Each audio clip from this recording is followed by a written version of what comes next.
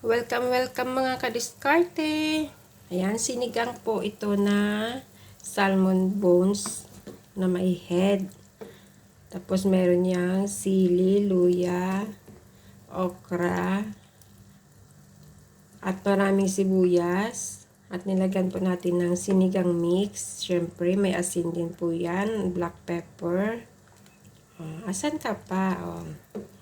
Diba? Ang ganda, Oily siya guys, kasi ano to siya, bones and head. Wow, bones and head. Para lalong sumarap guys, baka magtaka kayo. Walang problema po, pwede po tayo maglagay ng spinach dito. Ayan, baby spinach po to.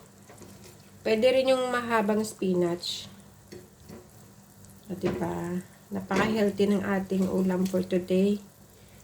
Budgeted na buto-buto, masarap naman, 'di ba? Tingnan na naman, ganda ng kulay. Tara, higop tayo. Kainan na. Thanks for watching.